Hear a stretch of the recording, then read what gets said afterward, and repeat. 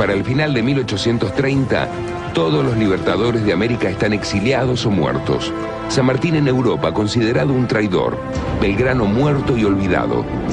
Monteagudo asesinado en Perú. Sucre en Colombia. Artigas refugiado en Paraguay. Y mientras Miranda muere en una prisión española y O'Higgins casi anónimo en Lima, Bolívar pasa sus últimos días desterrado.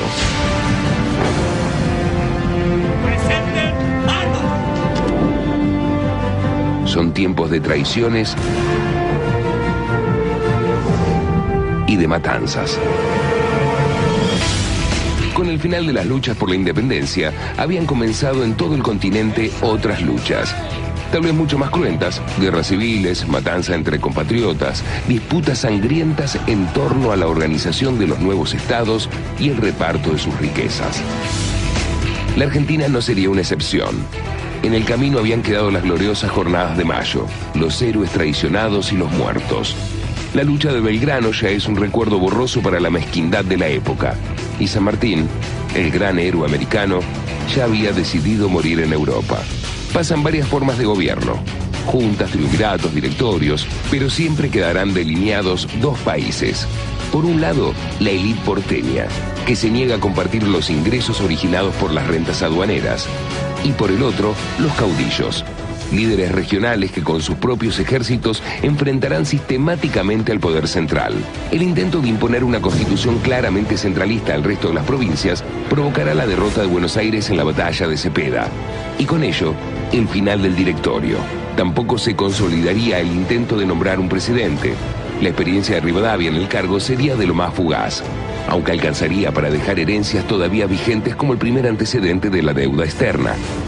Sin presidentes ni directores supremos a la vista, Buenos Aires será una provincia autónoma más, aunque la más poderosa, y a la vez la más convulsionada por los enfrentamientos armados. Favorecido por el caos de aquel territorio, crece la figura de Juan Manuel de Rosas. El rey es como un padre. Amar, gobernar, castigar y recompensar. Es todo lo que debe hacer. Su presencia teñirá las próximas décadas de esta historia. Comienza uno de los capítulos más violentos de una historia violenta.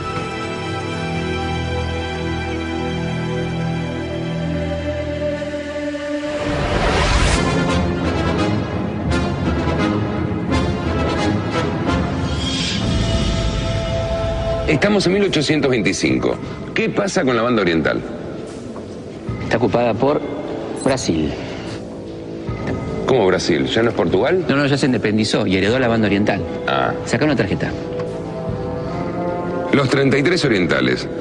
¿Qué es, una banda tropical? No, es un grupo de orientales comandado por La Valleja que sale de San Isidro, cruza la banda oriental para proclamarla anexada a las Provincias Unidas. ¿Y las Provincias Unidas qué decían? Aceptan. Saca una tarjeta. Uy, se pudrió todo. Entre 1825 y 1828, las Provincias Unidas y el Imperio del Brasil estuvieron en guerra por la posesión del territorio de la Banda Oriental. La flota imperial impuso un bloqueo sobre el Río de la Plata. Para combatirlo, el gobernador de Buenos Aires, Gregorio Las Heras, convocó al marino irlandés Guillermo Brown. Brown atacó Montevideo el 27 de abril de 1826. Venció en la batalla de combate de los Pozos el 11 de junio y en la isla Juncal el 9 de febrero del 27. Por aquellos días comenzaron las acciones terrestres. El 13 de febrero de 1827, Lavalle vence a la caballería brasileña en Bacacay. 3 días más tarde, Mansilla obtiene la batalla de Ombú. El 20 de febrero de 1827, las fuerzas lideradas por Alvear, Soler y Lavalleja obtienen el decisivo triunfo de Ituzaingó. Allí, unos 7.500 patriotas derrotaron a más de 6.000 imperiales. Después llegarían los triunfos de Camacuá, el 23 de abril, de San Blas, el 24 de octubre, y el de Yerbal, el 25 de febrero de 1828. Las Provincias Unidas habían ganado la guerra, pero solo eso. En septiembre de 1828 se firma un acuerdo de paz por el cual las Provincias Unidas y Brasil reconocen a la Banda Oriental como territorio independiente. Ahora, Inglaterra podría navegar los ríos que la limitan. ¿Y después de Rivadavia qué? El amigo Rivadavia dejó el Estado Nacional en ruinas. Crisis financiera, endeudamiento, bloqueo y una guerra ganada que se estaba perdiendo en la mesa de negociaciones. ¿Y quién levanta ese muerto? Un tal Manuel Dorrego. ¿Dorrego? Ah, el tipo que estaba en la tele insultando a Rivadavia. El mismo. Totalmente. Dorrego se hace cargo del gobierno de la provincia de Buenos Aires en agosto del 27 y encuentra al Estado en grave crisis financiera. La aduana recauda cifras insignificantes por el bloqueo que mantiene la flota del Imperio de Brasil. Algún día me gustaría entender cómo algunas personas tienen el valor para afrontar este tipo de situaciones, ¿no? Al final, Dorrego, ¿qué hace? Y lo primero que tiene que hacer es negociar la paz con el Brasil. Claro. Lo presionan los acreedores externos y los ganaderos de la provincia que no podían comerciar por culpa del bloqueo, ¿no? ¿Y después? Y tiene que tomar medidas drásticas. La primera es fijar precios máximos por los artículos de primera necesidad. Y después suspende el pago de la deuda externa. No, para. A ver si entiendo. Dorrego se cruza con los rivadavianos, pero no es amigo de Rosas. Y por otro lado, tienen que dar la cara frente a las tropas que habían ganado en el campo de batalla, pero que no sirve absolutamente para nada. Estás bien rumbeado, Mario, sí. Y además le hace un corte de manga a los acreedores. Y en la Argentina eso puede terminar de una sola manera. Comunicado número 1 de la Junta Militar. Se comunica a la población que a partir de la fecha... Hoy se nos hizo de noche. Efectivamente. Junta Militar.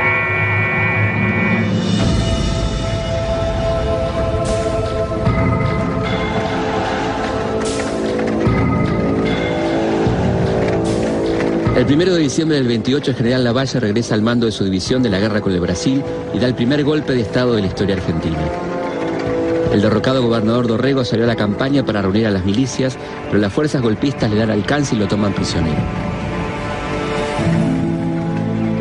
Dorrego es conducido a Navarro. Allí pasará las últimas horas de su vida.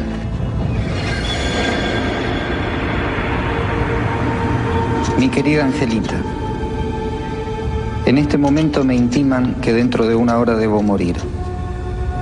Ignoro por qué. Perdono a todos mis enemigos y suplico a mis amigos que no den paso alguno en desagravio de lo recibido por mí. De los 100.000 pesos de fondos públicos que me adeuda el Estado, solo recibirás las 2/3 partes. El resto lo dejarás al Estado.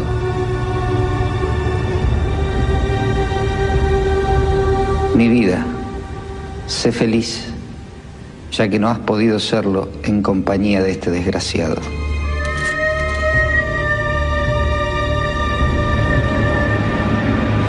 Desde su pequeña cárcel, Dorrego le pide ayuda al almirante Brown, quien le ofrece sacarlo del país pero a cambio de dinero.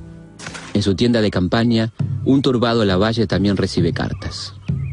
Muchas de ellas, como la de Salvador María del Carril, fundarán un modo de hacer política en la Argentina. La prisión del general Dorrego es una circunstancia desagradable, lo conozco. Ella lo pone a usted en un conflicto difícil. Hablo de la fusilación de Dorrego. Hemos estado de acuerdo en ella antes de ahora. Ha llegado el momento de ejecutarla. Prescindamos del corazón en este caso.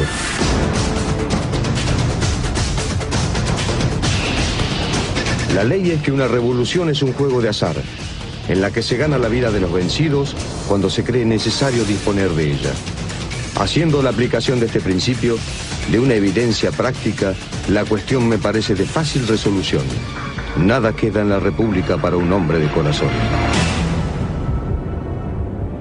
Paradójicamente, la última tentativa de salvar a Dorrego estuvo a cargo de un jefe unitario, Gregorio Arauz de la Madrid, a quien Dorrego pidió ver.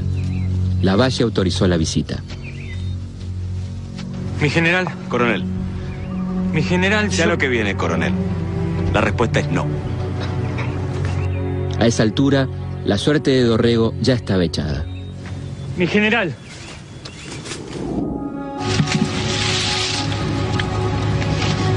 Abrir paso.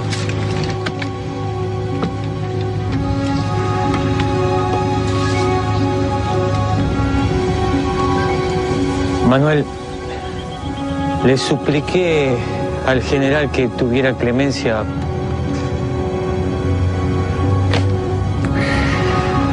Gregorio, hágale llegar esta carta a mi Ángela, para que la conserve en memoria de su desgraciado esposo. Vea que sea cuidada y atendida. ¿Tiene usted, compadre, una chaqueta para morir? No.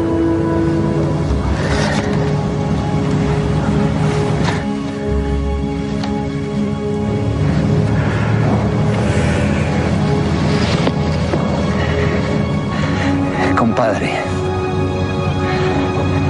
le pido por favor me acompañe en mi fusilamiento. Quiero darle un abrazo antes de morir. No tengo valor.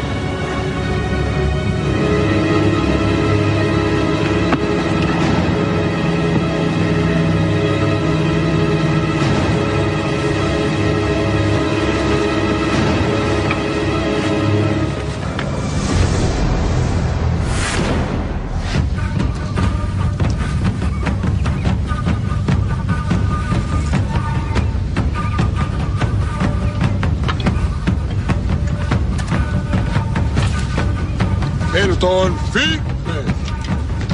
Veo el izquierdo. Pelotón de fusilamiento.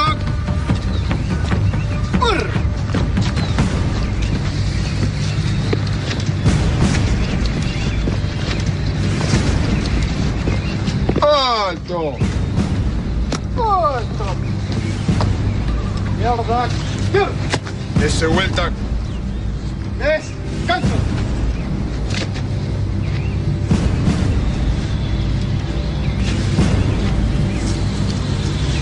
¡Pelotón! ¡Firmes! ¡Izquierda, izquierda!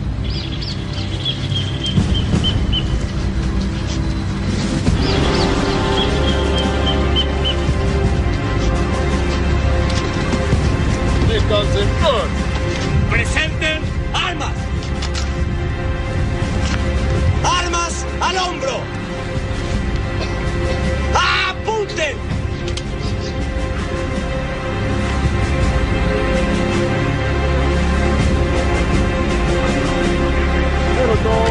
¡Fuego!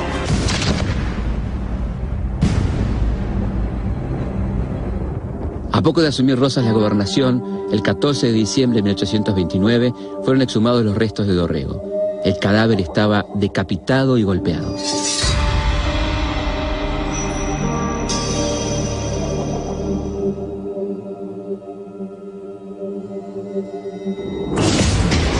Voltear a un gobernador y fusilarlo sin juicio previo, es una barbaridad, Felipe. Incluso es una barbaridad por el momento que se está viviendo en el país, ¿no? ¿Cómo pudieron? El mismo del Carril era consciente que la cosa era difícil de presentar y le da a Lavalle un consejo muy interesante. ¿Cuál? Y le dice que falsifique un documento que haga pensar que hubo una especie de juicio, proceso judicial, ¿no? ¿Pero para qué? Y para que ni siquiera la historia los juzgue a ellos. Un tipo interesante este del Carril. ¿Qué fue de su vida? Escucha esto. Poco tiempo después era el vicepresidente de la Corte Suprema de Justicia. Claro, está bien. Le dieron un premio al tipo. Otra vez en el campo. Le acaba de surgir el nuevo poder que va a gobernar la Argentina por los próximos años. Por los próximos 5, 10 años. No, por los próximos 30 años. Y si me apuraste, diría que hasta ahora, ¿eh? ¿Cómo es eso? A comienzos de la década del 20 va surgiendo una nueva institución social y económica, la Estancia Bonaerense, donde convivían un patrón generalmente culto, hábil para los negocios, con gauchos y letrados que veían el mundo exterior a través de las opiniones, de las visiones políticas de su patrón, ¿no? En aquella Argentina, que era una especie de apéndice económico de Gran Bretaña, productora de materias primas, los estancieros se van convirtiendo en un poder cada vez más y más fuerte y el Estado se va haciendo cada vez más y más débil. Entonces los estancieros pasan a controlar al Estado. No, los estancieros se convierten en el Estado. De los productores de Viaje al Fondo del Mar, llega El Caudillo. El caudillo es fuerte y diestro. El ídolo de la peonada. El caudillo es indómito. El caudillo es salvaje. El caudillo es cruel por naturaleza y mata por instinto. El caudillo es campo. El caudillo. Próximamente en todas las regiones del país. Poquito exagerado el tráiler. Un poquito exagerado, sí, pero ojo que esa era un poco la visión de la gente culta de la época, ¿no? Particularmente la de Sarmiento. Mientras que la gente del pueblo tenía por los caudillos admiración, respeto y hasta cierto temor, ¿no? Especialmente Rosas. Especialmente a Rosas, sí. Tipo polémico. Un tipo polémico. Fíjate que hasta el día de hoy hay rosistas y antirrosistas, ¿no? Es como si tendría que ser un tirano salvaje, asesino, o un apóstol defensor de la soberanía. Como si no hubiera términos medios, ¿no? Sí. Más cuidado. Ese Rosas. Mirá qué bien que se lleva con los gauchos. Sí, pero una relación muy trabajada, Mario. Buenas. Buenas. Buenas, don Juan Manuel. Siéntese. Pues. ¿Leía mucho de joven, don Juan Manuel? No. Lo mío no era la letra, no. Mi maestro me decía siempre, usted no es de libro, su vida será la estancia. Usted peleó con los gringos, don Juan, ¿no es cierto? Yo estuve en la caballería, en el regimiento de Migueletes. Después me volví al campo, para cuidar las propiedades de mis padres. Yo no quise saber nada con lo de Mayo del 10. Antes de la revolución, la subordinación estaba bien puesta. Sobraban recursos, había unión. Después se fue todo el diablo. Don Juan Manuel, ¿es verdad que Rosas se escribe con Z y usted lo cambió? Bueno, Bartolito. Mírenlo al gurí, ¿eh? Ahora le dicen Bartolito. Cuando crezca va a ser Bartolomé Mitre. Si Rosas lo deja crecer, ¿no? ¿No tenía razón el pibe? Sí, de hecho era Ortiz de Rosas. A él le parecía un poco aristocrático, un poco difícil, ¿viste? Ortiz de Rosas. Nosotros ya nos íbamos. Sigan, gracias por todo. Perdón.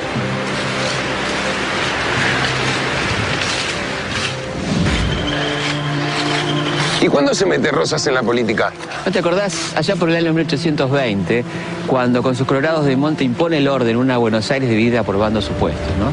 En 1827, Rivadavia lo había nombrado comandante general de la campaña y ella era muy popular entre los gauchos.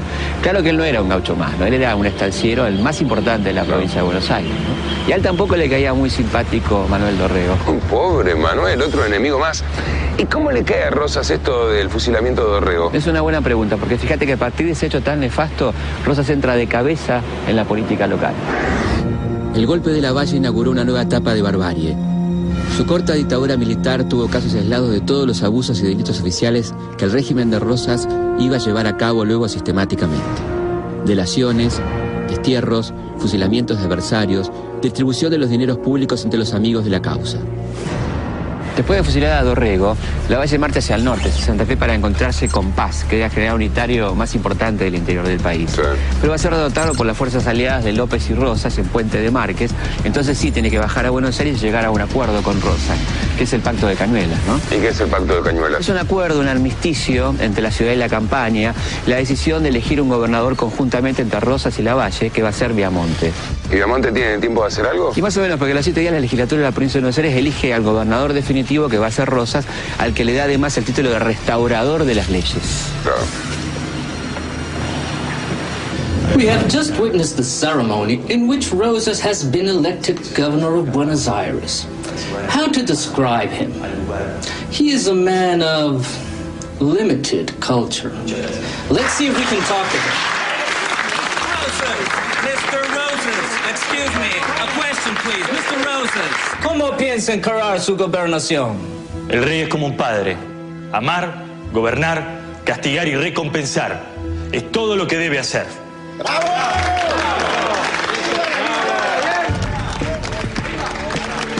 No, justo que estaba hablando Rosa. ¿Qué querés, Mario? Estaba en el medio del campo y en 1829. ¿Y en 1829? ¿Cómo estaba la interna entre unitarios y federales? Así, mirá. El general Paz vuelve con su tropa de la guerra con Brasil y toma Córdoba. Con el apoyo de Salta y Tucumán, se enfrenta con Quiroga, líder de La Rioja. Lo vence en La Tablada y Oncativo. Bajo el liderazgo de Paz, varias provincias conforman la Liga Unitaria. En enero de 1831, Buenos Aires, Santa Fe, Entre Ríos, firma el Pacto Federal, una alianza para terminar con Paz. Noticia de último momento. El general Paz ha sido derrotado y capturado por Estanislao López de Santa Fe. Desde ahora, Rosas, López y Quiroga dominan la Confederación. Vamos a una entrevista exclusiva con Paz en su lugar de captura. Agarra. Televisión de mierda, ¿no? Pará, Mario, ¿qué pasa? Ya va a volver. ¿Qué te interesa tanto? ¿Qué quieres saber? Nada, quiero saber qué hizo Rosas en su gobierno. Bueno, un poco lo que hacen todos. Organizó la finanza, bajó los gastos, subió los impuestos. ¿Un liberal? Sí, se podría decir que sí, pero también, ojo, porque restableció las relaciones con el Vaticano, que estaban rotas en 1810. Y lo más importante que hizo fue transformarse en el hombre más poderoso de la Confederación, sobre todo después de la captura del Banco Paz. Bueno, ¿y los terratenientes estaban con él? Sí, mira, te explico. Durante la época de Rosas se puede decir que la estructura social estaba basada en la tierra. La estancia lo que daba estatus y poder, y los terratenientes en su mayoría eran porteños, ¿no? Claro. Bueno, pero Rosas era uno de ellos. ¿Hasta cuándo gobernó Rosas? Hasta 1832.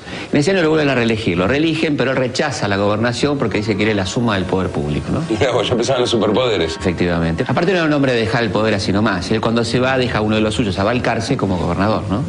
¿Balcarce? Balcarce. Y entonces ahí sí, Rosas se va a matar vacas al campo. No, vacas precisamente no. Entre 1833 y 1834, Rosas emprendió una campaña al desierto financiada por los estancieros bonaerenses. Ellos estaban preocupados por la amenaza indígena sobre sus propiedades. Rosas combinó la conciliación con la represión. Pactó con los pampas y se enfrentó con los ranqueles y la confederación liderada por Juan Manuel Canfucurá.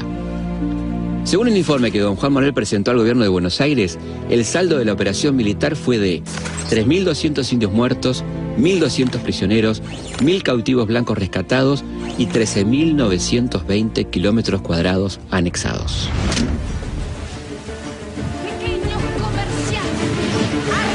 Rosas se alejó de la provincia, pero no del manejo de los asuntos políticos. A ver qué están dando. ¡Oh, qué vagarto! No, pará, esa es Encarnación Escurra, la mujer de Rosas. Ah. El Partido Federal Porteño se dividió en apostólicos, fieles a Rosas, y cismáticos, continuadores de Dorrego. En octubre del 33 se produce la Revolución de los Restauradores.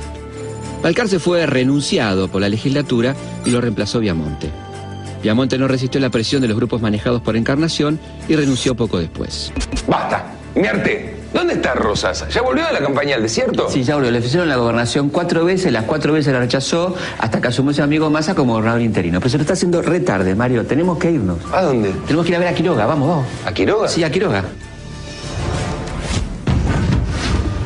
¿Tanto apuro para ver al gobernador de La Rioja? Es mucho más que gobernador, Mario. Es un caudillo. Era rápido hasta lo vertiginoso, como el viento, como el rayo, como el mar. Lo del encharcamiento en la sangre, lo de la pasión por el juego, por las mujeres, no interesan. Quiroga sobresale en la historia porque es el primero y el único en darse cuenta de que el porvenir de las provincias depende ante todo de su fuerte unión. ¿Y qué es de la vida de él ahora? Bueno, vive en Buenos Aires bajo el amparo de Rosas y no deja de insistirle en su necesidad de organizar constitucionalmente el país. Pero Rosas se opone, ¿eh? ¿Por qué? Y porque Rosas no ignora que organizar el país significaría la pérdida de las rentas aduaneras. ¿Qué está pasando?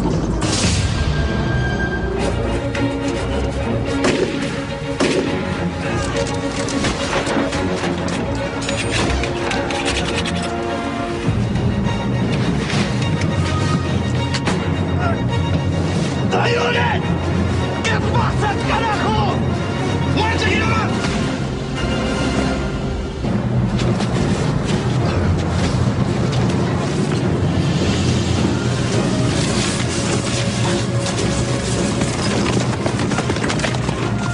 Estamos llegando tarde, Mario. ¿Sabes quién iba en esa carreta? Ni idea. Facundo Quiroga. Vení. ¿Qué haces? ¿Dónde vas? No, vení. Pero pará. ¿Dónde vas? Quédate acá. Vení. ¿Por qué no llamamos a la policía? Mejor, esto es peligroso. No hace falta llamar a la policía, Mario. El asesino va a ser arrestado. Se llama Santos Pérez. Es un sicario al servicio de los Reinafé, los hombres fuertes de López en Córdoba. Siempre lo mismo en este país, ¿eh? ¿Está muerto? ¿Y qué pasó con los autores intelectuales? Mira, los Reinafé ni ante los jueces ni ante la horca van a acusar ni a Rosas ni a López. Nunca sabremos si decían la verdad o temen algún tipo de represalia contra su gente, ¿no? Claro. Vámonos, Felipe, acá no tenemos nada que hacer. Vamos. Pero al brillar el día sobre Barranca Yaco, hierros que no perdonan arreciaron sobre él. La muerte que es de todos arrió con el riojano, y una de puñaladas lo mentó a Juan Manuel. Ya muerto, ya de pie, ya inmortal, ya fantasma, se presentó al infierno que Dios le había marcado, y a sus órdenes iban rotas y desangradas las ánimas en pena de hombres y de caballos. Es imposible determinar si hubo responsabilidad de Rosas en el asesinato de Quiroga, pero lo cierto es que con el caudillo riojano desaparecía la única figura fuerte del federalismo que podía opacar al futuro restaurador. La muerte de Quiroga determinó la renuncia del gobernador Massa y convenció a los legisladores porteños de que hacía falta un gobierno fuerte. ¿En quién iban a pensar? Dorrego, Quiroga y otros tantos, todos asesinados por los unitarios. Pero ni esto ha de ser bastante para los hombres de las luces y de los principios. Miserables, el sacudimiento será espantoso y la sangre argentina correrá en proporciones. Se deposita toda la suma del poder público en la persona del brigadier general don Juan Manuel de Rosas.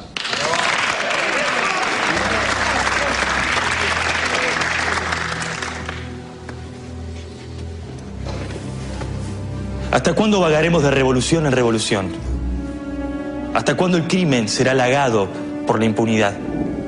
¿Cuándo será el día en que las leyes serán respetadas? Que aún no son suficientes las lágrimas que hemos llorado. Las vejaciones, las ignominias, las escenas de terror que hemos vivido. ¿Cuándo será el día en que los juramentos tengan algo de sagrado? La unión, mis compatriotas. La santa unión. La patria nos la pide.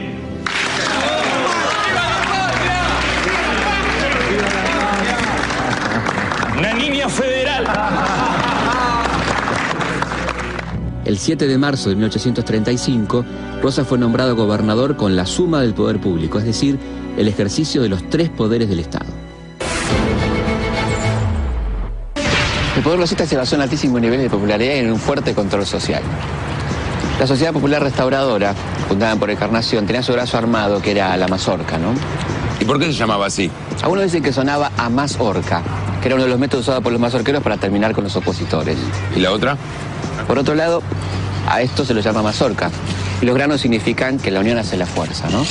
¿Había alguna otra teoría? Sí, escuchá lo que decía Juan María Gutiérrez. Esta sociedad de la mazorca tiene por objeto el introducir por el flanco de la retaguardia del enemigo unitario el sabroso fruto del que ha tomado el nombre. Ciudadanos federales, que a todo el que se lo conozca como enemigo del restaurador, se lo mate a palos y puñaladas. Y le pido al Todopoderoso que no me dé una muerte natural, sino degollando franceses unitarios. Adelante, pueden pasar.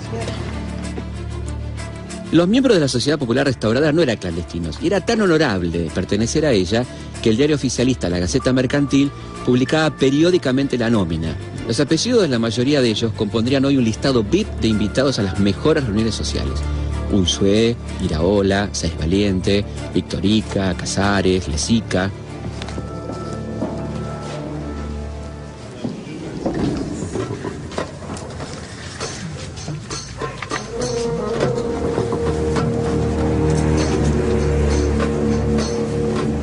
Las 10 han dado y sereno, mueran los salvajes unitarios, viva la Santa Confederación.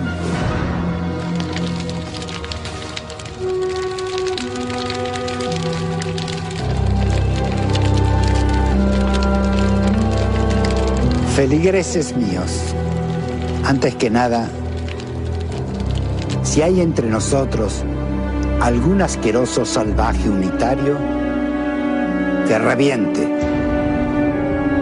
Persigamos de muerte al impío, al sacrílego, al ladrón, al homicida y sobre todo al pérfido traidor que tenga la osadía de burlarse de nuestra fe. Que de esta raza de monstruos no quede uno entre nosotros y que su persecución sea tan tenaz como vorágine.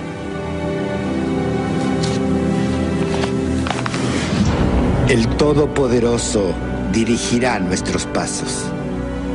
Pero este Rosas no tenía ninguna oposición. Sí, en 1837 algo se estaba gestando.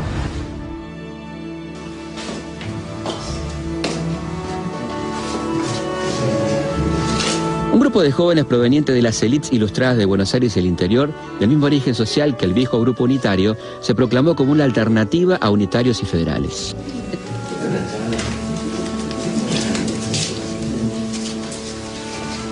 Entre sus representantes más brillantes encontramos a Esteban Echeverría, Juan Bautista Alberdi y Vicente Fidel López. Los jóvenes del 37 crecieron su influencia desde dos agrupaciones: el Salón Literario, inaugurado en 1837 y cerrado por Rosas, y una sociedad secreta llamada La Joven Argentina. Poco a poco, todos sus miembros tuvieron que exiliarse en Montevideo para evitar la persecución del régimen de Rosas.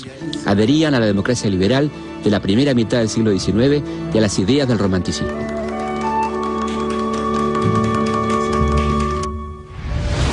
Justo cuando Europa occidental pensaba que la razón lo dominaría todo, aparecieron los románticos. Fueron los primeros en decir que progreso y felicidad no eran lo mismo. Por eso cuestionaron aquel orden de la Europa de 1800, combatiendo la opresión política y enfrentando la esclavitud, la pena de muerte y hasta la ley. No le fue muy bien. Su principal legado fue artístico. Goethe, Schiller, Victor Hugo, Balzac, Baudelaire, Beethoven, Schubert, Chopin, Liszt, Schumann, Mendelssohn. Los románticos fueron los precursores del look dark gótico. Ojeras, palidez, las chicas con los labios pintados de oscuro, las miradas lánguidas, el aspecto demacrado. En un mundo tan hostil, amar hasta morirse parecía ser la única posibilidad de ser feliz. De ahí que a cualquier pescado que manda flores hoy le llamen romántico. Puede haber sin duda en una república. Para los hombres del 37, los males del país se reducían principalmente a tres: la tierra, la tradición española y la raza. Solo la superación de estos obstáculos dejaría paso al progreso. El fundamento de nuestra doctrina es el pensamiento de Mayo, la democracia como tradición, como principio y como institución. Pero Felipe, Rosas habrá hecho algo bueno, nada que zafe, algo. Sí, seguro, entre ellos la ley de aduana, que sancionó en 1835. Para muchos fue muy positiva y permitió reactivar la agricultura y la industria. Imponía altos aranceles a los productos importados, inclusive prohibía la importación de algunos de estos productos. Y esto fue bueno, pero... Pero, siempre hay un pero. Sí, efectivamente. La ley sobre todo benefició a Buenos Aires, que aumentó terriblemente su recaudación impositiva. Claro. Esto va a durar hasta el bloqueo francés, ¿no? ¿Qué bloqueo francés? Se podría decir que a Rosas le caía mucho más simpático los ingleses que los franceses. Sí. Para darte un ejemplo, Rosas había encarcelado a muchos ciudadanos franceses acusándolo de espionaje. Esto desencadenó un conflicto diplomático y las naves francesas que estaban en el Río de la Plata deciden bloquear el puerto de Buenos Aires entre 1838 y 1840. Me imagino cómo estaban en la costa de Montevideo todos los exiliados oponentes a Rosa, ¿no? La canción del 37, era una fiesta. Sí, y no solo una fiesta, sino que aprovechaban a fondo la situación. Durante el bloqueo se reanudó la guerra civil. Los jóvenes unitarios impulsaron una invasión extranjera contra su propio país para derrocar a Rosas. Lavalle, con el apoyo francés y 1100 hombres, invadió Entre Ríos y Santa Fe, instigado por los unitarios exiliados en Montevideo. Es preciso degollarlos a todos. Purguemos a la sociedad de estos monstruos. Muerte, muerte sin piedad. ¿Disciplina a nuestros soldados? No. ¿Quieren robar? Déjenlos que roben. ¿Quieren matar? Déjenlos que maten. Al no contar con el apoyo esperado de la población y ante la inminente paz de Rosas con Francia, se retiró a Santa Fe sin entablar combate. En su retirada, el ejército de Lavalle, el mismo que era apoyado por los iluminados de la generación de 37, saqueó, violó y exterminó a numerosas poblaciones en su camino. Si algo no se le puede negar a Rosas es que defendió la integridad territorial de lo que hoy es la Argentina, ¿no? Enfrentó conflictos armados con Bolivia, Uruguay, Brasil, Inglaterra y Francia. La tierra sostiene las vacas y las vacas sostenían los negocios. Claro, si algo no quería perder Rosas eran los negocios y los privilegios, ¿no? Por eso limitó la navegación de los ríos Uruguay y Paraná para eliminar un poco la competencia del litoral. Y como Uruguay le era hostil, sitió la capital, ayudó a Uribe a invadir el país y a sitiar el puerto de Montevideo en 1843. Esto era para obligar a que todo el comercio pasara por Buenos Aires. Qué tipo ambicioso, ¿no? Y toda ambición tiene su precio. La mañana del 20 de noviembre de 1845, el puerto de Buenos Aires fue bloqueado nuevamente, esta vez por las dos flotas más poderosas del mundo. Francia e Inglaterra atravesaban una serie de presión económica y buscaban nuevos mercados. ¿Y por dónde se les ocurrió buscar? Por el litoral argentino y en Uruguay.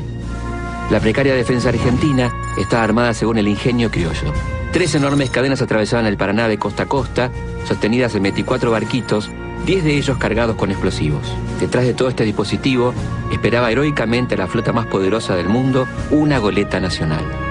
La lucha, claramente desigual, duró varias horas, hasta que por la tarde la flota franco-inglesa desembarcó y se apoderó de las baterías, cortó las cadenas y continuó su viaje hacia el norte.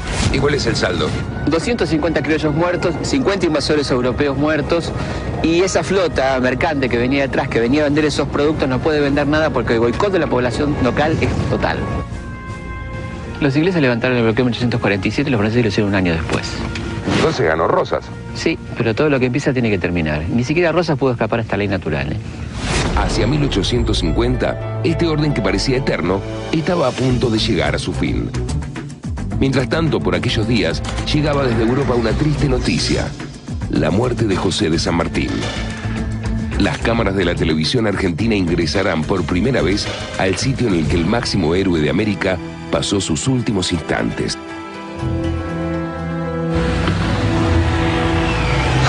La casa de San Martín. La casa donde murió San Martín. Un 17 de agosto de 1850. Qué impresionante estar acá, ¿no? Sí. Qué loco que nunca se haya visto imágenes de esta casa en la Argentina. Sí, ¿no? Loco y a la vez llamativo y uno piensa por qué, ¿no? Y un poco eso me parece que tenía que haber sido la sensación que tenía el general cuando se mudó a esta casa, huyendo un poco de los conflictos que había en París, buscando un poco de tranquilidad. Y yo creo que también un poco nostálgico y un poquito mal, sintiéndose un poco olvidado, ¿no? ¿San Martín era pobre, pocos recursos? Estaba muy bien económicamente y, bueno, vine a vivir acá. ¿La casa de quién era? La casa era de un señor que se la alquila y que vive en la planta baja, y él vive en los pisos superiores. Y sabiendo un poco la situación de San Martín, Rosas le ofrece un cargo diplomático, algo así como un consulado, una cosa por el estilo, ¿no? San Martín lo rechaza porque se está cobrando un sueldo del Perú por un cargo similar y no quiere cobrar 2 sueldos de gobiernos americanos. No parece argentino. No parece argentino o no parece como algunos argentinos que nos han gobernado, seguramente. Ser, claro. Y acá tenemos una réplica del sable corvo del general que lo acompañó durante todas sus campañas, seguramente uno de los objetos más queridos por él, que se lo va a ceder a Rosas, no tanto como un apoyo a Rosas, o a la política de Rosas, sino a la defensa que hizo Rosas a la soberanía en aquel bloqueo anglo-francés. Claro, la vuelta obligada. La vuelta obligada, efectivamente, ¿no? Entonces hay ahí como un reconocimiento a lo que hizo Rosas en aquel momento. Siento satisfacción como argentino por la firmeza con que aquel general sostuvo el honor de la República contra las injustas pretensiones de los extranjeros que trataban de humillarla. San Martín, acá, ¿con quién vive? Acá viene muy seguido a verlo su hija y sus nietas. ¿Que viven acá en Francia? Exactamente, y hay una habitación de ellas que está en el cuarto superior y tenía por costumbre, San Martín ya estaba bastante ciego. ¿San Martín se estaba quedando ciego? Porque no es un dato que haya trascendido mucho, yo no recuerdo haberlo escuchado. Se estaba quedando ciego, de hecho a su hija le leía todos los días los diarios de Francia, y cuando venía algún viajero le traía los diarios de Buenos Aires y se ponía muy contento. Por ejemplo, una vez vino Sarmiento acá, ¿no? A esta casa. A visitar al general, y como era él, con cierta idea de pelearlo un poquito, le empieza a hablar mal de Bolívar, si se peleaba con Bolívar. Porque había, ¿no?, como una historia en que ellos estaban peleados. Después de Guayaquil. Claro. Entonces el general, que era de pocas palabras, simplemente lo lleva hacia esta pared y le dice: mire, este es el cuadro del libertador de América, Simón Bolívar. Lo veía como un compañero, efectivamente, no como un competidor ni nada que se le parezca, y Sarmiento se tuvo que tapar la boca.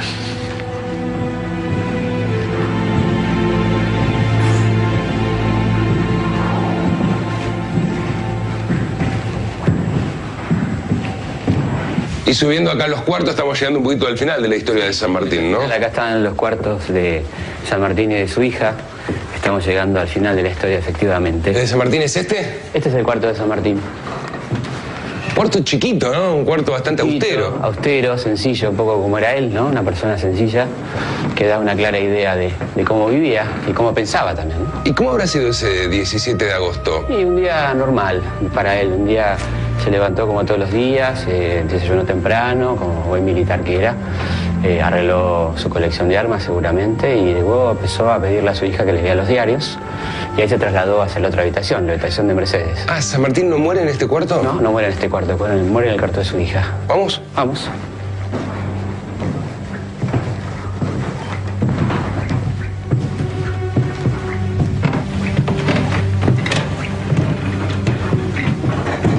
Y este es el cuarto de Mercedes. El cuarto de Mercedes. Acá venía todos los días el general y Mercedes leía los diarios. Y seguramente que el 17 de agosto, como todos los días, ella le empezó a leer los diarios, seguramente notó que el general no estaba del todo interesado, él se sentía mal, quizá para no molestar, no insistió demasiado, se fue sintiendo cada vez peor. Y a las 3 de la tarde de aquel 17 de agosto de 1850, el general dejó de existir. Y según cuentan, a esa hora, a las 3 de la tarde, el reloj de la sala se paró para siempre. San Martín muere solo, olvidado. Olvidado, sin reconocimiento. Tardarán 30 años en llevar su cuerpo a la Argentina. Él pide como última voluntad que su corazón descanse en Buenos Aires. Los diferentes gobiernos no le harán caso. Y recién en el 80, después de 30 años, vuelve el cuerpo de San Martín a la Argentina, a su patria. Es increíble, ¿no?, que ningún argentino haya venido a rendirle el merecido homenaje al padre de la patria, al libertador de América, ¿no?, a esta casa. Realmente.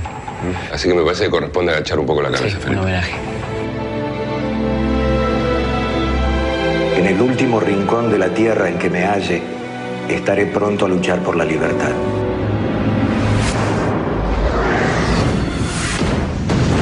Año tras año, Rosas renunciaba al manejo de las relaciones exteriores de la Confederación argumentando razones de salud, ¿no? ¿Rosas renunciando? ¡Qué raro! Y lo que pasa es que él sabía que no le iban a aceptar la renuncia, ¿no? Sí, claro. Hasta que se la aceptaron, porque un día se la aceptaron. Te corrijo, se la aceptó, porque fue uno solo. ¿Quién? Mira. ¿Qué es eso? Este es un documento elaborado en 1851 por el gobernador de Entre Ríos, conocido como pronunciamiento de Urquiza. Ahí él le acepta la renuncia a Rosas y reasume la conducción de las relaciones exteriores para Entre Ríos. El conflicto era básicamente económico. Entre Ríos venía reclamando ese tiempo la libre navegación de los ríos para poder comerciar directamente con el exterior sin tener que pasar por Buenos Aires. Y ahí se pudre todo, me imagino. Urquiza armó un ejército al que humildemente le pone ejército grande, aliado con fuerzas internacionales que querían la caída definitiva de Rosas, ¿no? El emperador de Brasil, Pedro II, iba a mandar infantería, caballería, artillería y todo lo necesario, incluso la escuadra.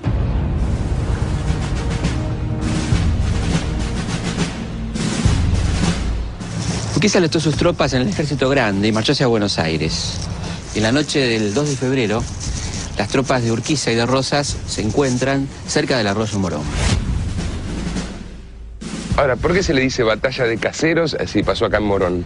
Lo que pasa es que Rosas acampó con sus tropas cerca de la casa de Diego Caseros, que tenía un famoso palomar, que es este, ¿no? Y acá fue la derrota definitiva de Rosas. Claro, el 3 de febrero de 1852. ¿Y acá ahora funciona el Colegio Militar de la Nación? Sí, pero acordate que el primer colegio militar lo funda Sarmiento en la propia casa de Rosas en Palermo. Contame, Felipe, Sarmiento lo odiaba a Rosas. Sí, pero ya te voy a contar en los próximos 4 capítulos.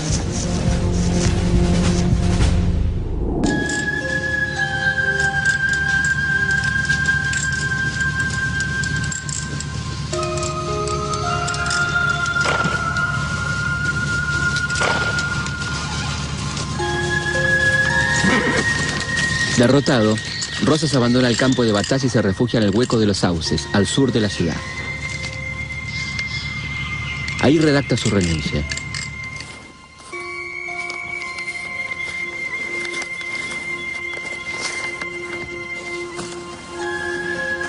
Rosas se refugió después en la casa de un diplomático inglés. Allí se reunió con su hija Manuelita y los dos, disfrazados para burlar los controles, se embarcaron en el buque de guerra Conflict hacia Inglaterra.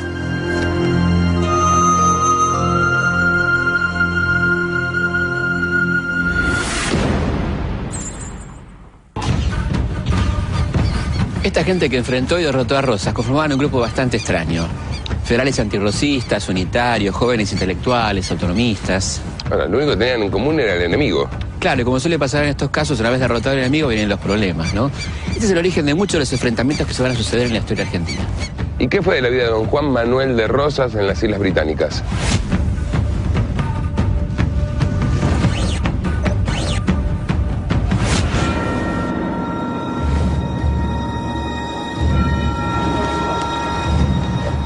¿Y Rosas es enterrado acá? Sí, Rosas viene a Southampton, se instala acá como un granjero más, como un farmer, y muere un 14 de marzo de 1877, tenía 84 años, y es enterrado aquí en este cementerio de Southampton hasta 1990, cuando sus restos van a descansar a Buenos Aires después de tantos años, ¿no? Donde inclusive José Mármol dijo: ni el polvo de sus huesos la América tendrá, ¿no? Así como que no querían tener ni el cadáver de Rosas en Buenos Aires. Durante el tiempo en que presidí el gobierno de Buenos Aires, goberné según mi conciencia. Soy, pues, el único responsable de todos mis actos. Si he podido gobernar tantos años aquel país turbulento, a cuyo frente me puse en plena anarquía y al que dejé en orden perfecto, fue porque observé invariablemente esta regla de conducta: proteger a todo trance a mis amigos, hundir por cualquier medio a mis enemigos. El 20 de febrero de 1852, Urquiza entra a Buenos Aires y se instala acá, en Palermo, en la que era la residencia de Rosas. Pero exactamente ¿dónde estaba la residencia? Todo esto era la residencia de Rosas, Mario. Al día siguiente de Caseros, los terratenientes porteños reniegan de su pasado rosista y tratan de congraciarse con las nuevas autoridades. Todo vuelve a estar como antes. Y para que no quede ninguna duda que todo va a estar como antes, ¿sabes cuál fue la primera medida del gobierno de Urquiza? No. Sí, Mario. La primera medida del gobierno de Urquiza fue fusilar a 200 personas, prisioneros de la batalla de Caseros.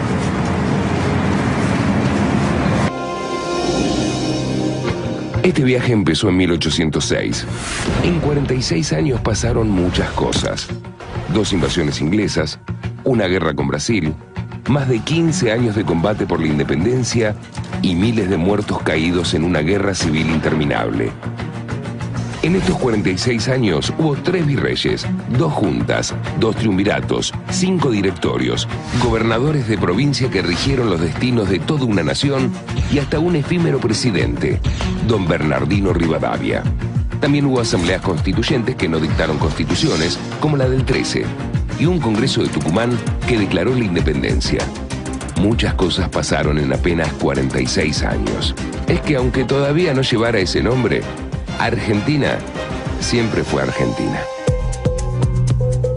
Felipe, estamos corriendo más o menos de las invasiones inglesas. ¿Cuánto pasaron? ¿2 siglos? ¿3? Ni medio siglo, Mario. Ni medio. Lo que pasa es que la historia argentina es así, intensa, a veces amarga y con muchas cosas difíciles de explicar. Vení que te quiero mostrar algo. ¿Qué cosa? La catedral. La conozco de memoria, nací en esta ciudad. No, pero te quiero mostrar la tumba de San Martín. Recién en 1880 trajeron el cadáver y lo depositaron acá durante la presidencia de Avellaneda. ¿En la catedral? Afuera. ¿Afuera o en la catedral? San Martín está enterrado en la catedral, pero no en la nave principal. Porque era masón. Acertaste.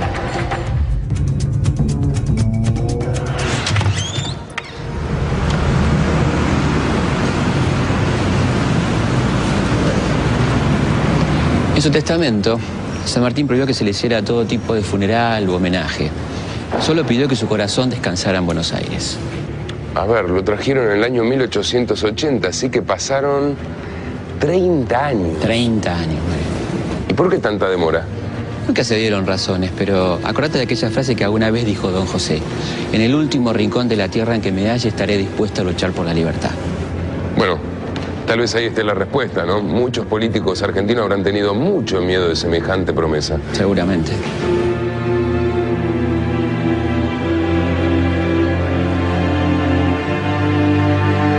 Ahí está.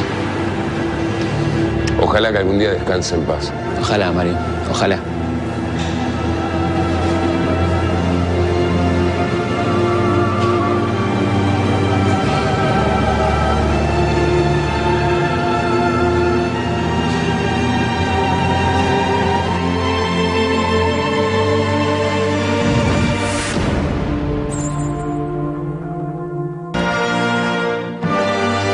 De 40 años de la declaración de la independencia, aquel episodio empezaba a parecer lejano, fantasmal, La derrota de los españoles no define la existencia de un país, sino de dos.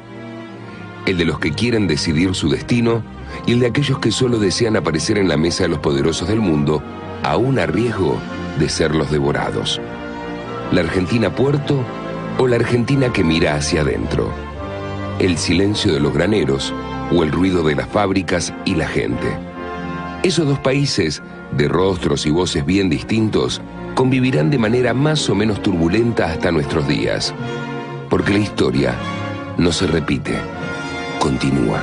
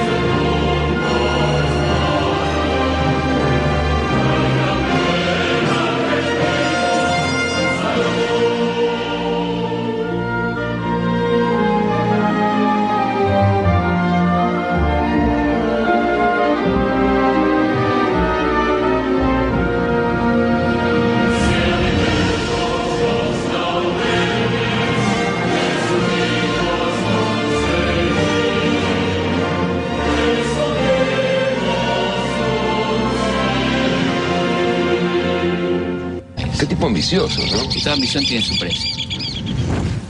La mañana del 20 de noviembre de 1845, el puerto de Buenos Aires fue bloqueado nuevamente, esta vez por las dos flotas más poderosas del mundo. Francia e Inglaterra atravesaban una serie de presión económica y buscaban nuevos mercados. ¿Y por dónde se les ocurrió buscar? Por el litoral argentino y en Uruguay. La precaria defensa argentina estaba armada según el ingenio criollo. 3 enormes cadenas atravesaban el Paraná de costa a costa, sostenidas en 24 barquitos, 10 de ellos cargados con explosivos. Detrás de todo este dispositivo, esperaba heroicamente a la flota más poderosa del mundo, una goleta nacional. La lucha, claramente desigual, duró varias horas, hasta que por la tarde, la flota franco-inglesa desembarcó y se apoderó de las baterías, cortó las cadenas y continuó su viaje hacia el norte. ¿Y cuál es el saldo? 250 criollos muertos, 50 invasores europeos muertos, y esa flota mercante que venía detrás, que venía a vender esos productos, no puede vender nada porque el boicot de la población local es total. Los ingleses levantaron el bloqueo en 1847 y los franceses lo hicieron un año después. Entonces ganó Rosas. Sí, pero todo lo que empieza tiene que terminar. Ni siquiera Rosas pudo escapar a esta ley natural, Hacia 1850, este orden que parecía eterno estaba a punto de llegar a su fin. Mientras tanto, por aquellos días, llegaba desde Europa una triste noticia: la muerte de José de San Martín. Las cámaras de la televisión argentina ingresarán por primera vez al sitio en el que el máximo héroe de América pasó sus últimos instantes.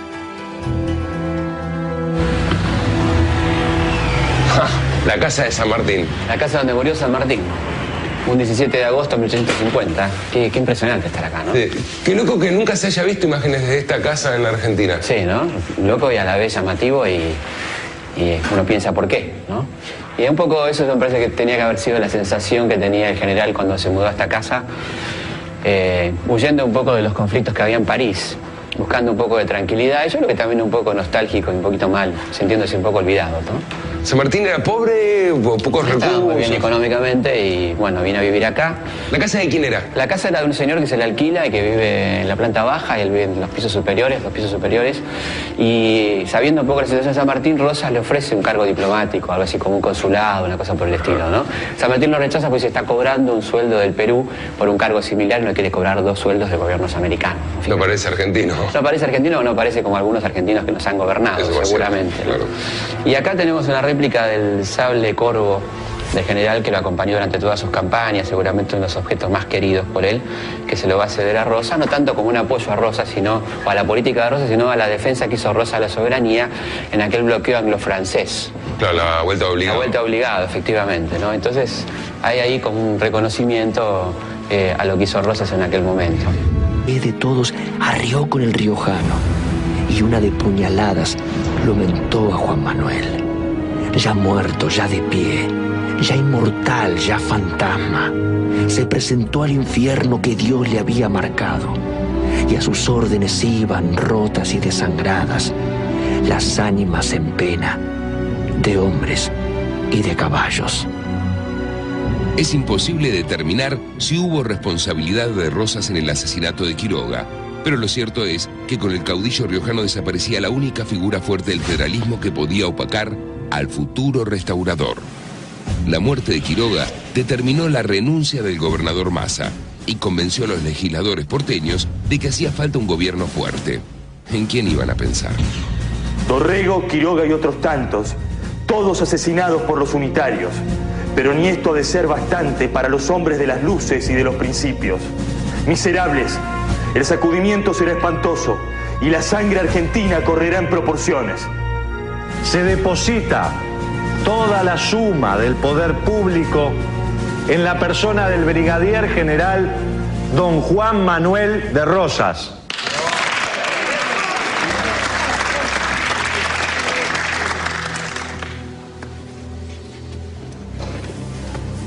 ¿Hasta cuándo vagaremos de revolución en revolución? ¿Hasta cuándo el crimen será halagado por la impunidad? ¿Cuándo será el día en que las leyes serán respetadas?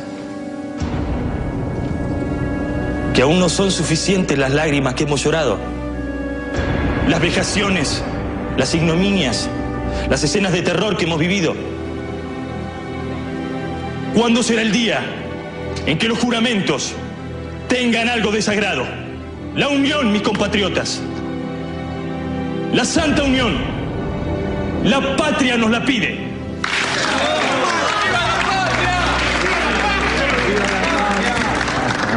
Una niña federal. El 7 de marzo de 1835, Rosas fue nombrado gobernador con la suma del poder público, es decir, el ejercicio de los 3 poderes del Estado. El poder rosista se basó en altísimos niveles de popularidad y en un fuerte control social. La Sociedad Popular Restauradora, fundada por Encarnación, tenía su brazo armado, que era la mazorca, ¿no? ¿Y por qué se llamaba así? Algunos dicen que sonaba a mazorca, que era uno de los métodos usados por los mazorqueros para terminar con los opositores. ¿Y la otra? Por otro lado, a esto se lo llama mazorca. Y los granos significan que la unión hace la fuerza, ¿no? ¿Había alguna otra teoría? Sí, escuchá lo que decía Juan María Gutiérrez. Esta sociedad de la mazorca tiene por objeto el introducir por el flanco de la retaguardia del enemigo unitario el sabroso fruto del que ha tomado el nombre a la banda oriental como territorio independiente. Ahora, Inglaterra podría navegar los ríos que la limitan. ¿Y después de Rivadavia qué? El amigo Rivadavia dejó el Estado Nacional en ruinas. Crisis financiera, endeudamiento, bloqueo y una guerra ganada que se estaba perdiendo en la mesa de negociaciones. ¿Y quién levanta ese muerto? Un tal Manuel Dorrego. ¿Dorrego? Ah, el tipo que estaba en la tele insultando a Rivadavia. El mismo. Totalmente. Dorrego se hace cargo del gobierno de la provincia de Buenos Aires en agosto del 27 y encuentra al Estado en grave crisis financiera. La aduana recauda cifras insignificantes por el bloqueo que mantiene la flota del Imperio de Brasil. Algún día me gustaría entender cómo algunas personas tienen el valor para afrontar este tipo de situaciones, ¿no? Al final, Dorrego, ¿qué hace? Y lo primero que tienen que hacer es negociar la paz con el Brasil. Claro. Lo presionan los acreedores externos y los ganaderos de la provincia que no podían comerciar por culpa del bloqueo, ¿no? ¿Y después? Y tienen que tomar medidas drásticas. La primera es fijar precios máximos por los artículos de primera necesidad. Y después suspende el pago de la deuda externa. No, para. A ver si entiendo. Dorrego se cruza con los rivadavianos, pero no es amigo de Rosas. Y por otro lado, tienen que dar la cara frente a las tropas que habían ganado en el campo de batalla, pero que no sirve absolutamente para nada. Estás bien rumbeado, Mario, sí. Y además le hace un corte de manga a los acreedores. Y en la Argentina eso puede terminar de una sola manera. Comunicado número 1 de la Junta Militar. Se comunica a la población que a partir de la fecha... Hoy se nos hizo de noche. Efectivamente. Junta Militar.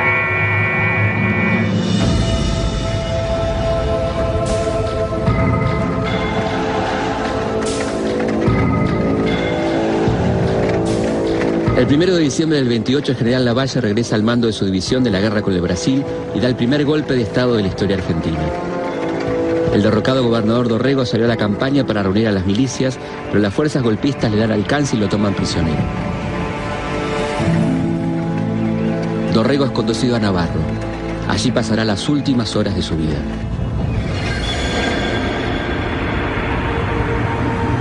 Mi querida Angelita, en este momento me intiman que dentro de una hora debo morir.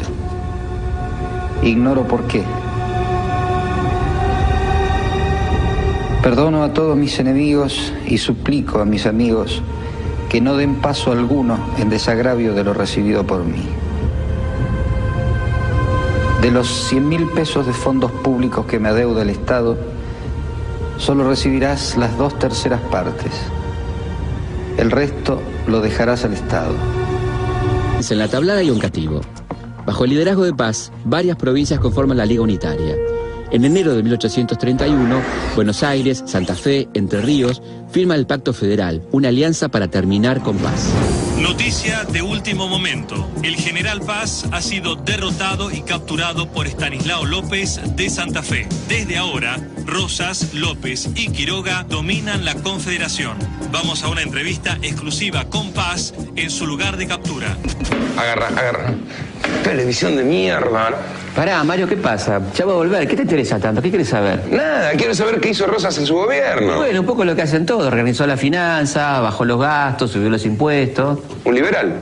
Sí, se podría decir que sí, pero también ojo porque restableció las relaciones con el Vaticano que estaban rotas en 1810. Y lo más importante que hizo fue transformarse en el hombre más poderoso de la Confederación, sobre todo después de la captura del Manco Paz. Bueno, ¿y los terratenientes estaban con él? Sí, mira, te explico. Durante la época de Rosas se puede decir que la estructura social estaba basada en la tierra. La estancia lo que daba estatus y poder, y los terratenientes en su mayoría eran porteños, ¿no? Claro. Bueno, pero Rosas era uno de ellos. ¿Hasta cuándo gobernó Rosas? Hasta 1832.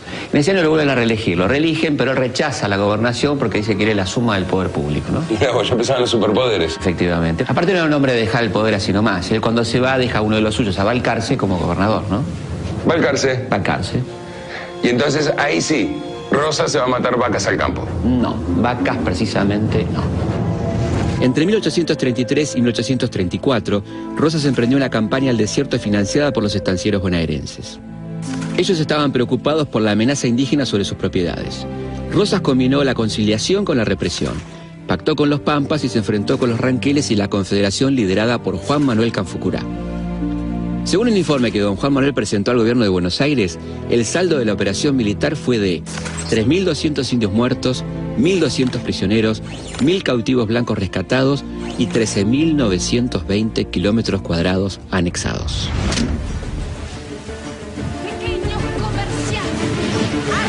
Rosas se alejó de la provincia, pero no del manejo de los asuntos políticos. A ver qué están dando.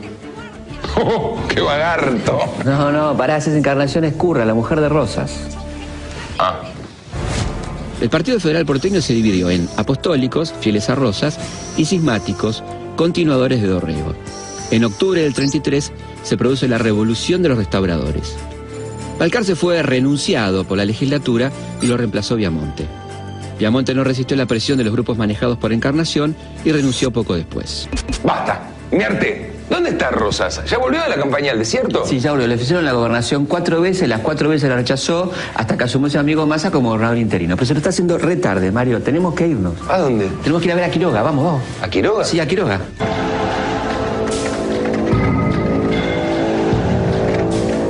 El 1 de diciembre del 28, el general Lavalle regresa al mando de su división de la guerra con el Brasil y da el primer golpe de Estado de la historia argentina. El derrocado gobernador Dorrego salió a la campaña para reunir a las milicias, pero las fuerzas golpistas le dan alcance y lo toman prisionero. Dorrego es conducido a Navarro. Allí pasará las últimas horas de su vida.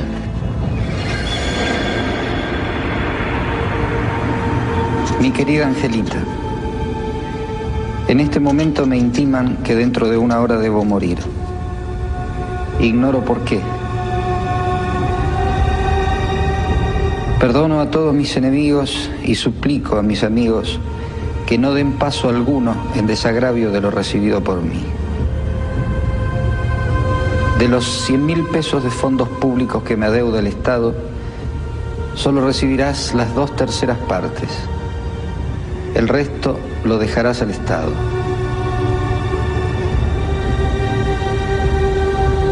Mi vida, sé feliz, ya que no has podido serlo en compañía de este desgraciado.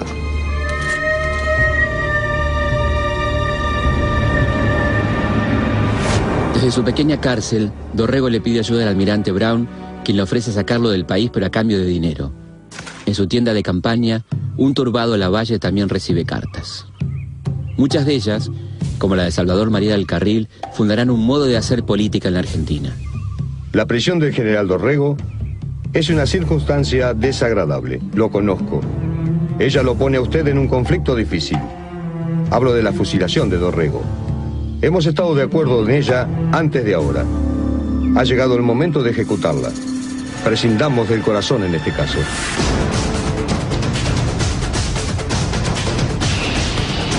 La ley es que una revolución es un juego de azar, en la que se gana la vida de los vencidos cuando se cree necesario disponer de ella. Haciendo la aplicación de este principio, de una evidencia práctica, la cuestión me parece de fácil resolución. Nada queda en la República para un hombre de corazón. Paradójicamente, la última tentativa de salvar a Dorrego estuvo a cargo de un jefe unitario, Gregorio Arauz de la Madrid, a quien Dorrego pidió ver. Lavalle autorizó la visita. Mi general. Coronel. Mi general, Ya lo que viene, coronel. La respuesta es no. A esa altura, la suerte de Dorrego ya estaba echada. Mi general.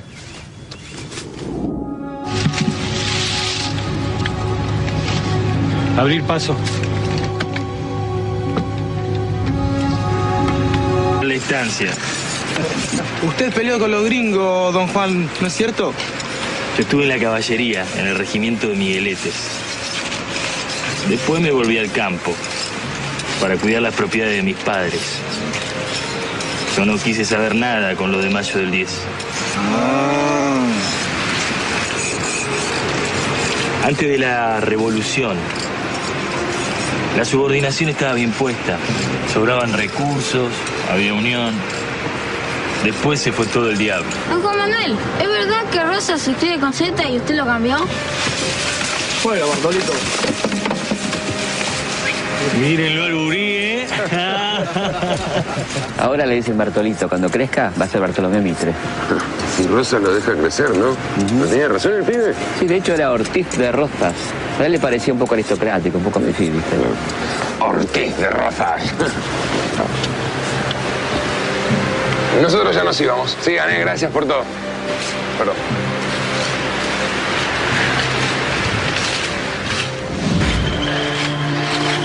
¿Y cuándo se mete Rosas en la política?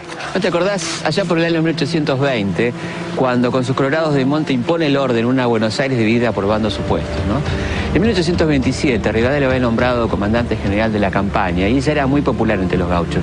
Claro que él no era un gaucho más, ¿no? Él era un estanciero, el más importante de la provincia de Buenos Aires, ¿no? Y a él tampoco le caía muy simpático Manuel Dorrego. Pobre Manuel, otro enemigo más. ¿Y cómo le cae a Rosas esto del fusilamiento de Dorrego? Es una buena pregunta, porque fíjate que a partir de ese hecho tan nefasto, Rosas entra de cabeza en la política local. El golpe de Lavalle inauguró una nueva etapa de barbarie. Su corta dictadura militar tuvo casos aislados de todos los abusos y delitos oficiales que el régimen de Rosas iba a llevar a cabo luego sistemáticamente. Delaciones, destierros, fusilamientos de adversarios, distribución de los dineros públicos entre los amigos de la causa. Después de fusilar a Dorrego, Lavalle marcha hacia el norte, hacia Santa Fe, para encontrarse con Paz, que era el general unitario más importante del interior del país. Sí. Pero va a ser derrotado por las fuerzas aliadas de López y Rosas en Puente de Márquez. Entonces sí tiene que bajar a Buenos Aires y llegar a un acuerdo con Rosas, que es el Pacto de Cañuelas, ¿no? ¿Y qué es el Pacto de Cañuelas? Es un acuerdo, un armisticio entre la ciudad y la campaña, la decisión de elegir un gobernador conjuntamente entre Rosas y Lavalle, que va a ser Viamonte. ¿Y Viamonte tiene tiempo de hacer algo? Y más o menos, porque a los 7 días la legislatura de la provincia de Buenos Aires elige al gobernador definitivo, que va a ser Rosas, al que le da además el título de restaurador de las leyes. Claro. We have just witnessed the ceremony in which Rosas has been elected governor of Buenos Aires. How to describe him? He is a man of limited culture. Let's see if we can talk to him. Claro, como suele pasar en estos casos, una vez derrotado el enemigo vienen los problemas, ¿no? Este es el origen de muchos de los enfrentamientos que se van a suceder en la historia argentina. ¿Y qué fue de la vida de don Juan Manuel de Rosas en las Islas Británicas?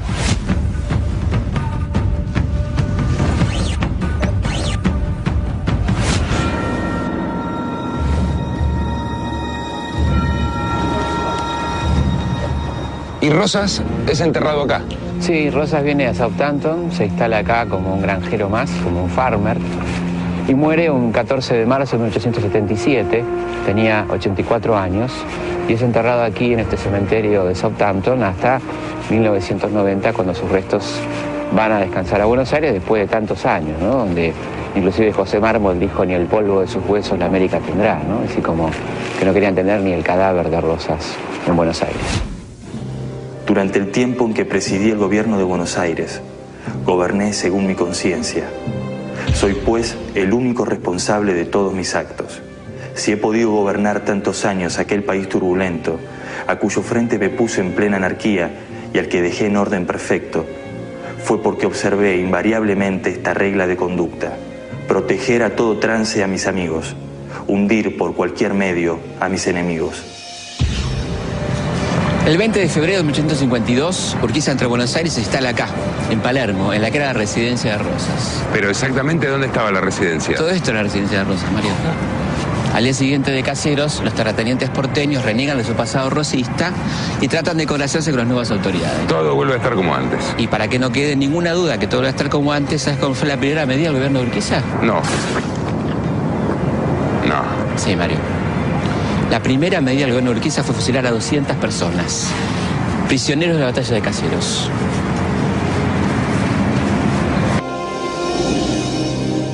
Este viaje empezó en 1806. En 46 años pasaron muchas cosas. 2 invasiones inglesas, una guerra con Brasil, más de 15 años de combate por la independencia y miles de muertos caídos en una guerra civil interminable. En estos 46 años hubo 3 virreyes, 2 juntas, 2 triunviratos, 5 directorios, gobernadores de provincia que rigieron los destinos de toda una nación y hasta un efímero presidente, don Bernardino Rivadavia. También hubo asambleas constituyentes que no dictaron constituciones, como la del 13, y un congreso de Tucumán que declaró la independencia. Muchas cosas pasaron en apenas 46 años. Es que aunque todavía no llevara ese nombre, Argentina siempre fue Argentina. Felipe, estamos corriendo más o menos de las invasiones inglesas. ¿Cuánto pasaron? ¿2 siglos? ¿3? Ni medio siglo, Mario. Ni medio. Lo que pasa es que la historia argentina es así, intensa. Esto lo dejarás al Estado.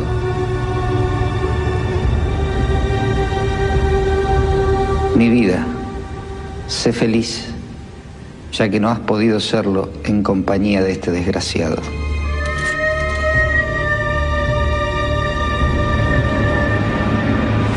Desde su pequeña cárcel, Dorrego le pide ayuda al almirante Brown, quien le ofrece sacarlo del país pero a cambio de dinero.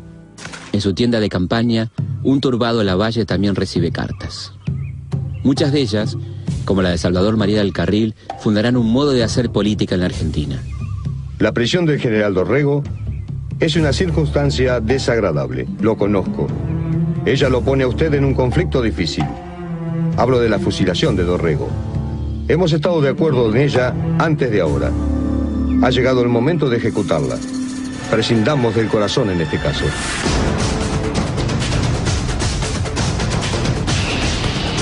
La ley es que una revolución es un juego de azar, en la que se gana la vida de los vencidos cuando se cree necesario disponer de ella. Haciendo la aplicación de este principio, de una evidencia práctica, la cuestión me parece de fácil resolución. Nada queda en la República para un hombre de corazón. Paradójicamente, la última tentativa de salvar a Dorrego estuvo a cargo de un jefe unitario, Gregorio Arauz de la Madrid, a quien Dorrego pidió ver. Lavalle autorizó la visita. Mi general, coronel. Mi general, ya lo que viene, coronel. La respuesta es no. A esa altura, la suerte de Dorrego ya estaba echada. Mi general.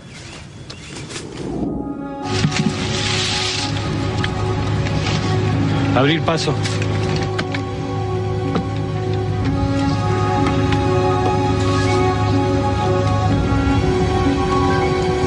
Manuel, le supliqué al general que tuviera clemencia.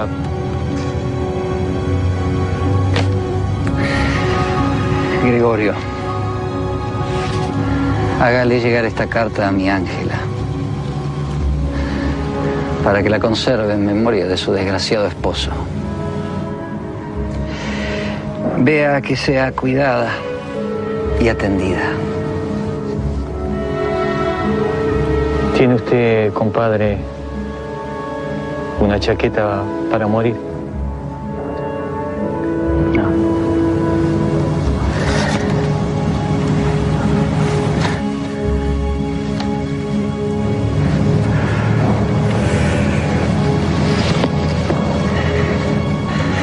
Compadre, le pido por favor. Cruza con los rivadavianos, pero no es amigo de Rosas. Y por otro lado, tienen que dar la cara frente a las tropas que habían ganado en el campo de batalla, pero que no sirve absolutamente para nada. Estás bien rumbeado, Mario, sí. Y además le hace un corte de manga a los acreedores. Y en la Argentina eso puede terminar de una sola manera. Comunicado número 1 de la Junta Militar. Se comunica a la población que a partir de la fecha... Hoy se nos hizo de noche. Efectivamente. Junta Militar.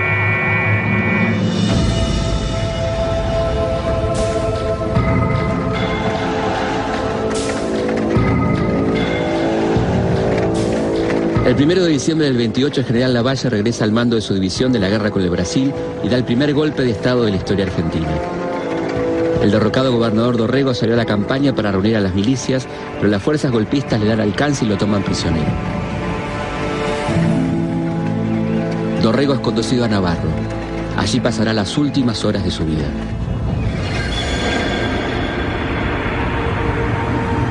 Mi querida Angelita, en este momento me intiman que dentro de una hora debo morir.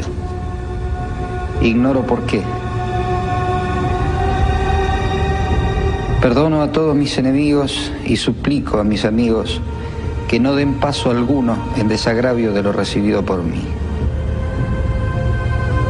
De los 100.000 pesos de fondos públicos que me adeuda el Estado, solo recibirás las 2/3 partes. El resto lo dejarás al Estado.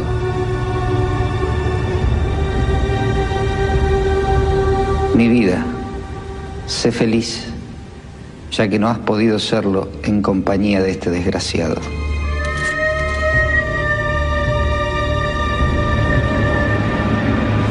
Desde su pequeña cárcel, Dorrego le pide ayuda al almirante Brown, quien le ofrece sacarlo del país pero a cambio de dinero. En su tienda de campaña, un turbado Lavalle también recibe cartas. Muchas de ellas, como la de Salvador María del Carril, fundarán un modo de hacer política en la Argentina. La prisión del general Dorrego es una circunstancia desagradable, lo conozco. Ella lo pone a usted en un conflicto difícil. Hablo de la fusilación de Dorrego. Hemos estado de acuerdo en ella antes de ahora. Ha llegado el momento de ejecutarla. Prescindamos del corazón en este caso.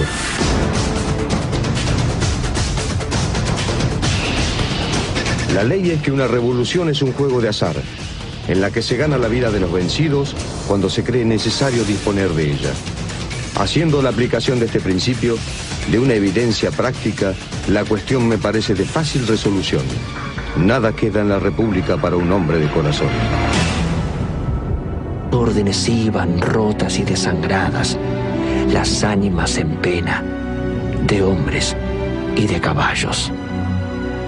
Es imposible determinar si hubo responsabilidad de Rosas en el asesinato de Quiroga, pero lo cierto es que con el caudillo riojano desaparecía la única figura fuerte del federalismo que podía opacar al futuro restaurador.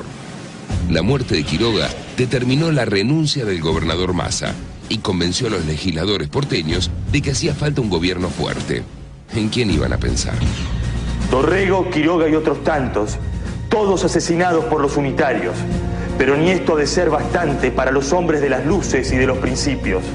Miserables, el sacudimiento será espantoso y la sangre argentina correrá en proporciones. Se deposita toda la suma del poder público en la persona del brigadier general don Juan Manuel de Rosas.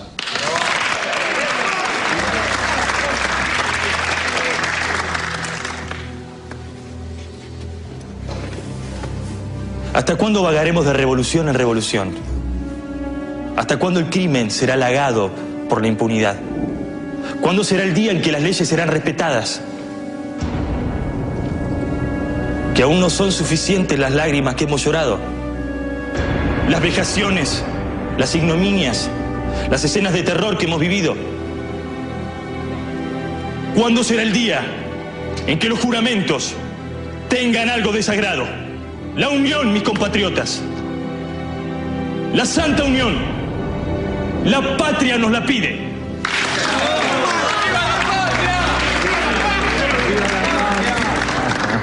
Una niña federal. El 7 de marzo de 1835, Rosas fue nombrado gobernador con la suma del poder público, es decir, el ejercicio de los 3 poderes del Estado. El poder rosista se basó en altísimo nivel de popularidad y en un fuerte control social.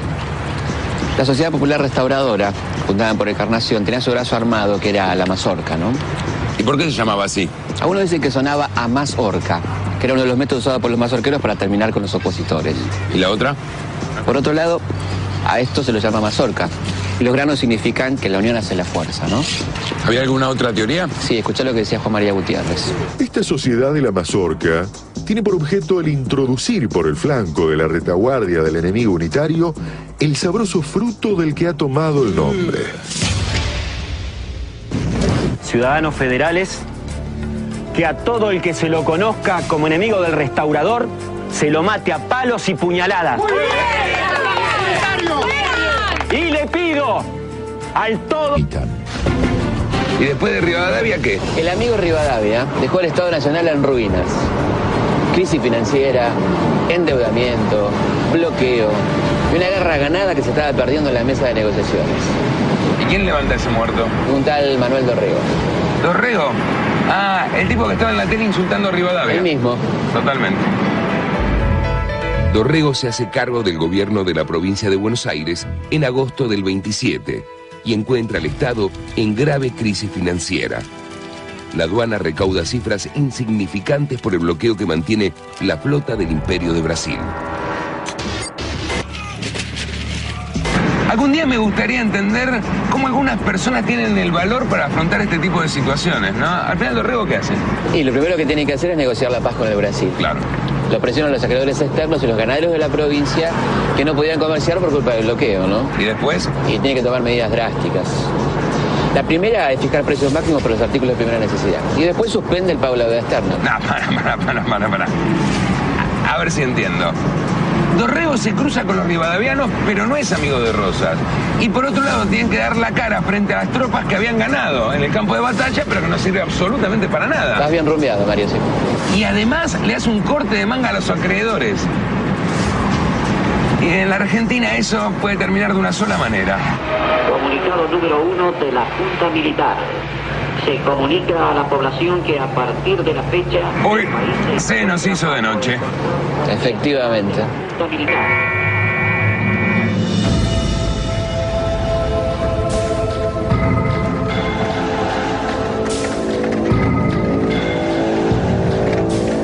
El 1 de diciembre del 28, el general Lavalle regresa al mando de su división de la guerra con el Brasil y da el primer golpe de Estado de la historia argentina.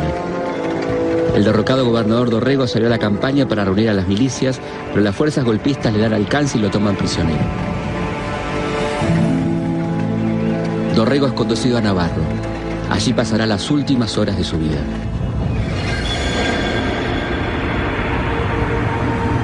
Mi querida Angelita, en este momento me intiman que dentro de una hora debo morir. Ignoro por qué. Perdono a todos mis enemigos y suplico a mis amigos que no den paso alguno en desagravio de lo recibido por mí. De los 100.000 pesos de fondos públicos que me adeuda el Estado, solo recibirás las 2/3 partes. El resto lo dejarás al Estado.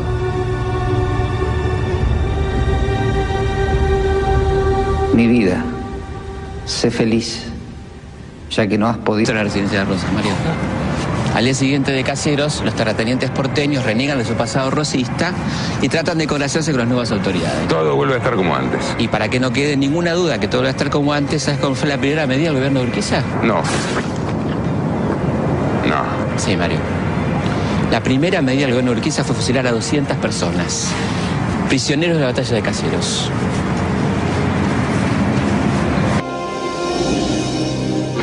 Este viaje empezó en 1806.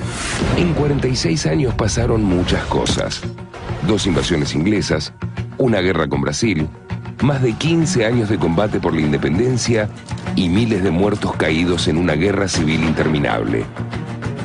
En estos 46 años hubo 3 virreyes, 2 juntas, 2 triunviratos, 5 directorios, gobernadores de provincia que rigieron los destinos de toda una nación y hasta un efímero presidente, don Bernardino Rivadavia. También hubo asambleas constituyentes que no dictaron constituciones, como la del 13, y un congreso de Tucumán que declaró la independencia. Muchas cosas pasaron en apenas 46 años. Es que aunque todavía no llevara ese nombre, Argentina siempre fue Argentina. Felipe, estamos corriendo más o menos de las invasiones inglesas. ¿Cuánto pasaron? ¿2 siglos? ¿3? Ni medio siglo, Mario. Ni medio. Lo que pasa es que la historia argentina es así, intensa, a veces amarga y con muchas cosas difíciles de explicar. Vení que te quiero mostrar algo. ¿Qué cosa?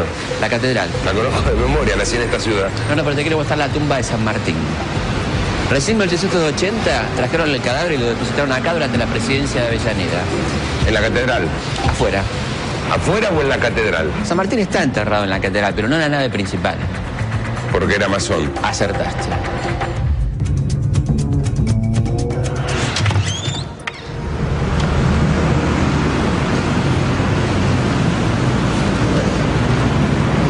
En su testamento, San Martín prohibió que se le hiciera todo tipo de funeral u homenaje.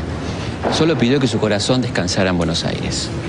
A ver, lo trajeron en el año 1880, así que pasaron 30 años. 30 años, Mario. ¿Y por qué tanta demora?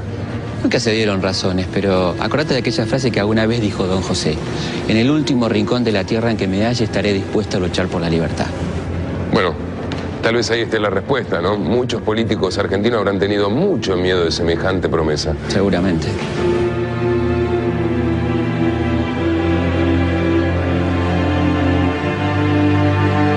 Ahí está. Ojalá que algún día descanse en paz. Ojalá, Mario. Ojalá.